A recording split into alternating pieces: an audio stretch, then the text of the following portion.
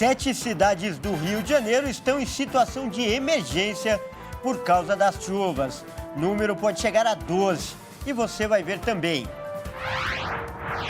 Mais um corpo é encontrado no Rio de Janeiro e 2 pessoas seguem desaparecidas após as chuvas. Metade da população do planeta irá às urnas em 2024. Mais de 50 eleições serão realizadas no mundo. Estudantes receberão incentivo financeiro do governo para participar do Enem. Brincar com pet é coisa séria. O Minuto Pet de hoje fala da responsabilidade do dono de exercitar o animal. Tudo isso você confere a partir de agora no Jornal das 18h30.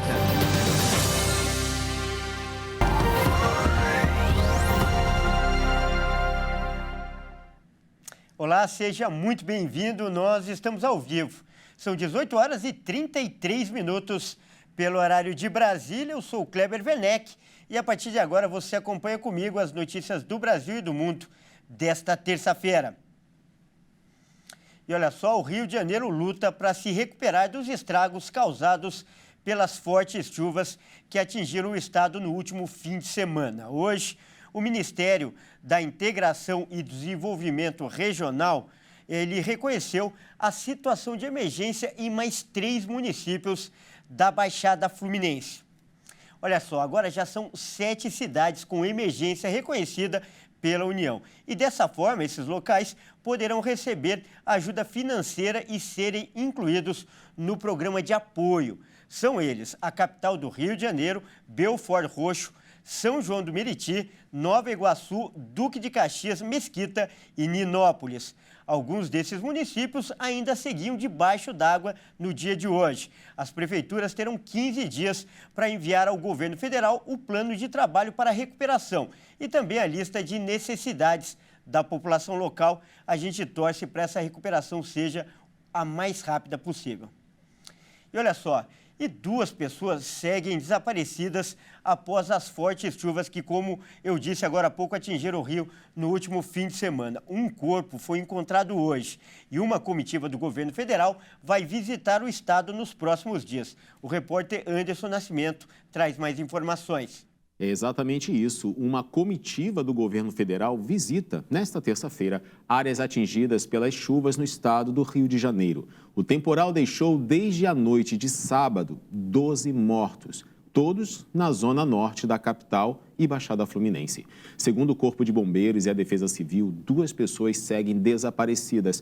Elane Cristina Souza Gomes, que teve o carro arrastado pela enxurrada em Belford Roxo, e um homem que foi arrastado pela correnteza no complexo do Chapadão, ambos na Baixada Fluminense. Segundo o governador Cláudio Castro, 2.400 militares do Corpo de Bombeiros, com apoio de drones e cães, trabalham após as chuvas. O governador disse ainda que pretende conversar com o presidente Lula sobre dar prioridades às obras do Rio Botas, que transbordou durante o temporal. Castro acrescentou, no entanto, que não adianta limpar rios se não houver cooperação da população.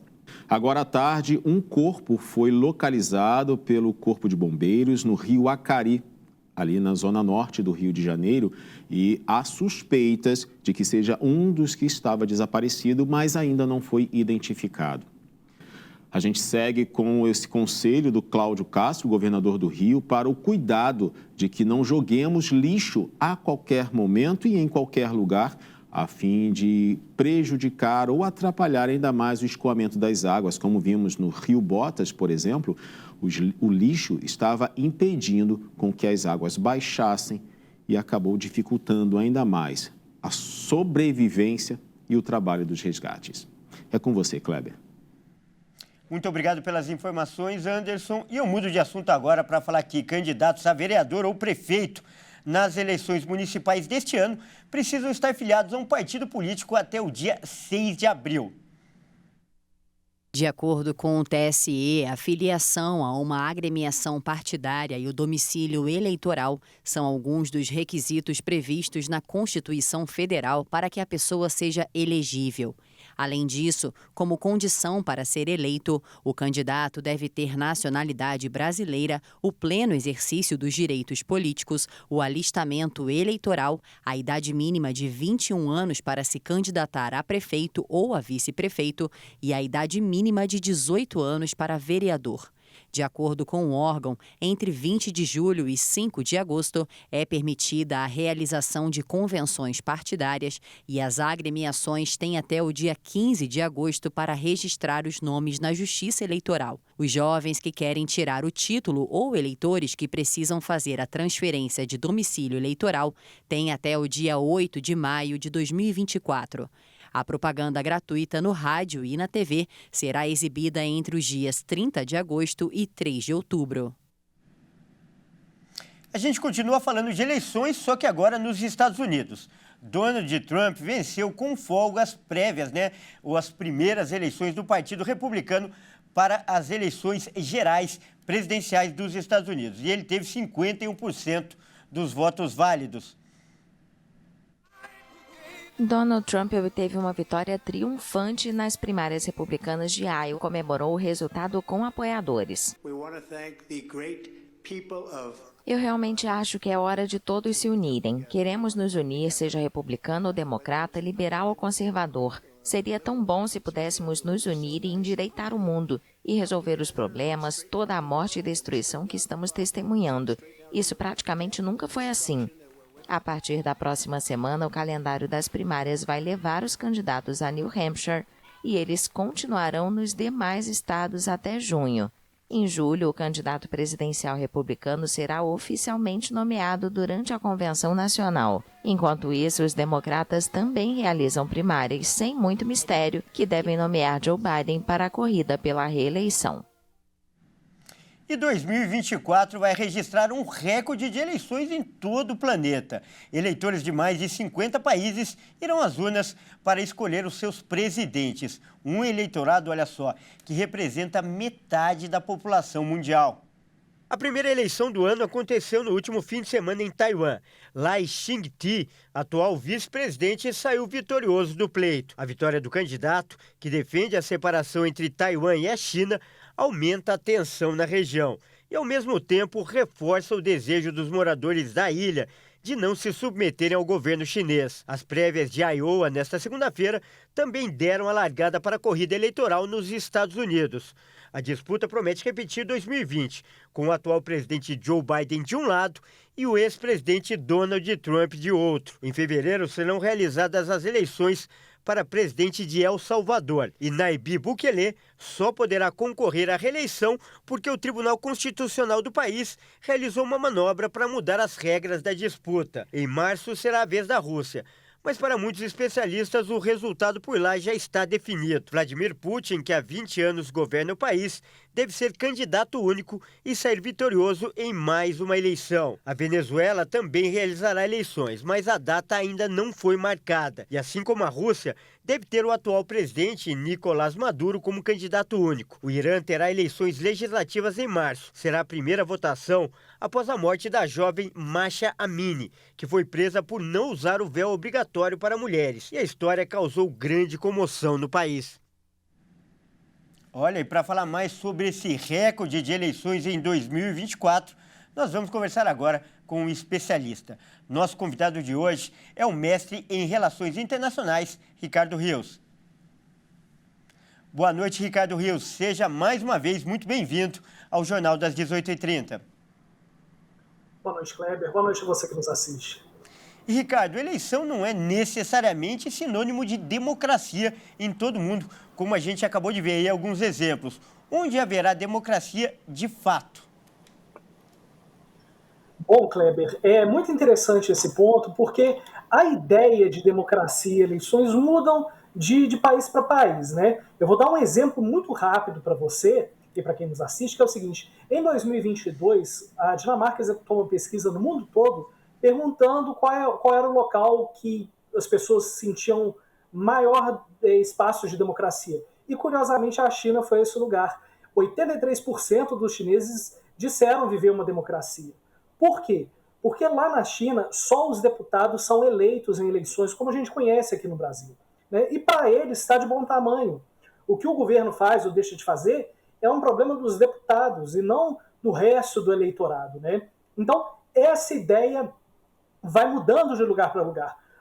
Como vocês bem mostraram no VT anterior, um exemplo de um local onde a gente teve uma manobra eleitoral, e isso vai ter reflexão na democracia, é o caso de El Salvador. O Nayib Bukele, que está aí na tela nesse momento, ele vai ganhar a eleição. Por que ele vai ganhar? Primeiro, ele é o político hoje com maior aprovação nas Américas, ele tem mais de 90%, e ele conseguiu fazer uma política de segurança pública muito eficaz e elogiada pela população. Então ele ganha no primeiro turno. Mesmo que ele tenha feito toda essa manobra e ele está proibindo oposicionistas, prendendo pessoas, ele vai ganhar. Porque a ideia de democracia e eleições muda de lugar para lugar. Legal. E, Ricardo, quais eleições, como eu disse, são mais de 50? Nós devemos ficar atentos, especialmente o Brasil, né? Aquelas que terão mais impacto além das fronteiras do próprio país. Perfeito, Kleber. Vamos começar o nosso continente. Primeiro, nós temos as eleições do Uruguai, que faz parte do Mercosul, nosso vizinho ao sul do país, então é uma eleição importantíssima. Nós temos a da Venezuela, onde o Brasil é um partícipe da mesa de negociações para permitir que a oposição venezuelana participe do pleito, e, claro, dos Estados Unidos, essa indefinição se o Trump participa ou não, se Biden consegue a reeleição. Então, essas três nos afetam no continente. Fora do continente, vamos à lista dos BRICS. Além da Rússia, como foi dito no VT, nós temos eleições parlamentares na Índia, onde Narendra Modi vai tentar a terceira reeleição dele como primeiro-ministro, e na África do Sul, onde nós vamos ter uma eleição para presidente. Portugal, a gente tem uma eleição para decidir o primeiro-ministro agora, no primeiro semestre. Na África, nós temos Moçambique, um país onde o Brasil tem muitos investimentos. E, claro, a gente tem também o Parlamento Europeu. Os deputados da Europa vão ser definidos agora, e para o Brasil é muito importante isso por conta do acordo Mercosul e União Europeia, que vai parar no Parlamento Europeu em breve.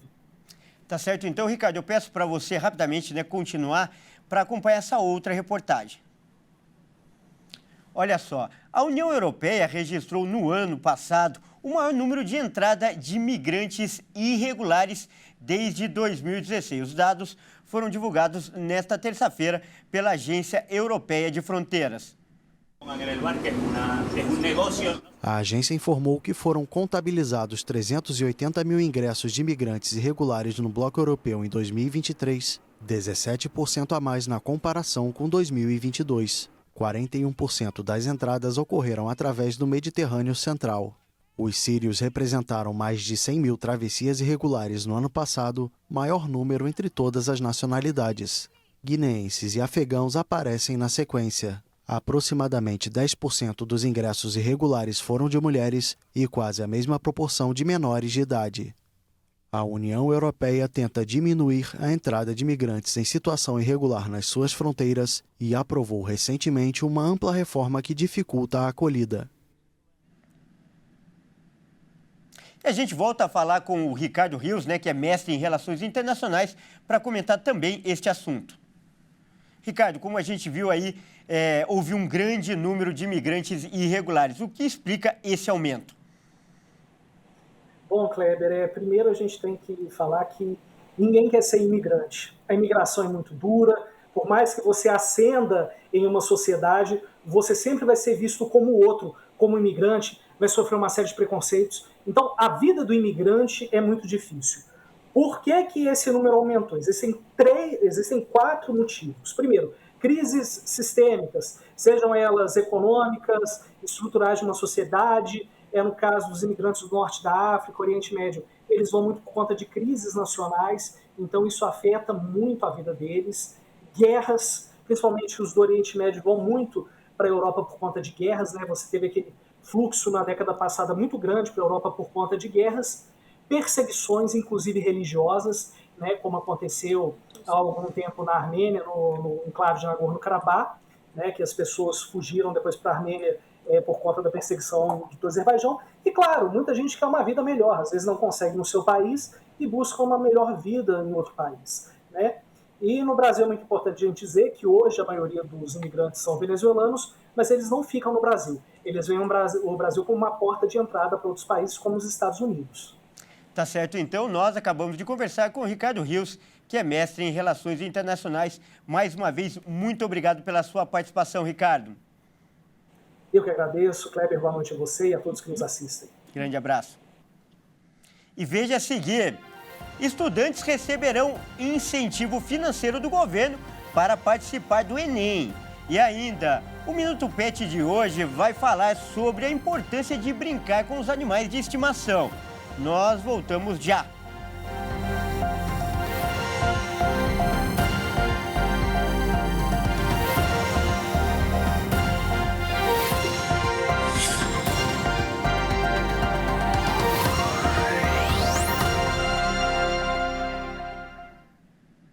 Mais uma vez, seja muito bem-vindo. Nós estamos de volta e ao vivo. São 18 horas e 48 minutos pelo horário de Brasília. E olha só, o ministro da Educação, Camilo Santana, anunciou hoje que o governo vai dar um incentivo financeiro para que os estudantes que estão matriculados no terceiro ano participem do Enem. Apesar de ter aumentado em cerca de 10%, a adesão ao Enem ainda é considerada baixa. Neste ano, menos da metade dos concluintes do ensino médio, 47%, se inscreveram para realizar a prova. A informação foi dada durante coletiva realizada nesta terça-feira em Brasília. Na ocasião, as notas do Enem 2023 foram divulgadas oficialmente. O ministro da Educação, Camilo Santana, informou que o governo vai dar um incentivo financeiro para os jovens continuarem os estudos no ensino superior. O montante deve ser depositado anualmente na poupança de cada aluno e no último ano um valor adicional será enviado para quem prestar o Enem. Segundo ele, a abstenção foi vista com preocupação pela pasta da educação. Nós temos um total de matrículas público e privado em torno de 2.083.000 jovens que estão concluindo o ensino médio no ano de 2023, né, e que se inscreveram apenas 1.400.000, ou seja, nós tivemos mais de 600 mil jovens que não se inscreveram no Enem, e destes que participaram, apenas 50% dos que estão matriculados concluindo o ensino médio, ou seja, metade dos jovens brasileiros concluindo o ensino médio de 2023 realizaram a prova do Enem. Então, precisa identificar o motivo que esse jovem, qual a razão que esse jovem que está concluindo o ensino médio naquele ano não está realizando o Enem. De todas as redações aplicadas, 60 alcançaram a nota 1000. A nota média foi 641,6 e a mínima 40 pontos. O INEP não divulgou a quantidade de redações zeradas. E as notas do Enem 2023 foram divulgadas hoje. O Rio Grande do Sul teve o segundo melhor desempenho. Acompanhe mais detalhes com a repórter Gislaine Rodrigues. Segundo os dados divulgados pelo MEC, o Rio Grande do Sul, junto ao Rio Grande do Norte e Piauí, obteve o segundo melhor desempenho com 6 redações que atingiram nota 1000. O estado gaúcho contabilizou mais de 159 mil inscritos, registrando uma redação de nota máxima para cada 26 mil pessoas. Lideraram o ranking os estados de São Paulo e Rio de Janeiro, com 7 redações cada. O tema abordado pelo Exame Nacional em 2023 foi os desafios para o enfrentamento da invisibilidade do trabalho de cuidado pela mulher no Brasil. No total, 10 estados acabaram não alcançando a pontuação máxima. Direto de Rio Grande para a Hit TV, Gislaine Rodrigues. E hoje é dia de Minuto Pet, aqui no Jornal das 18h30, com ela, Caroline Povoleri.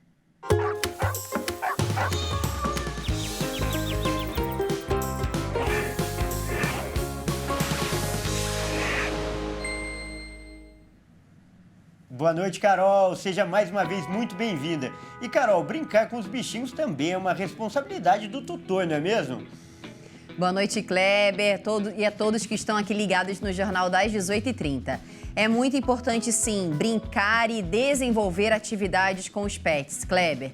E tem gente que leva essas brincadeiras muito a sério, viu? Como eu vou mostrar nesse vídeo, olha só.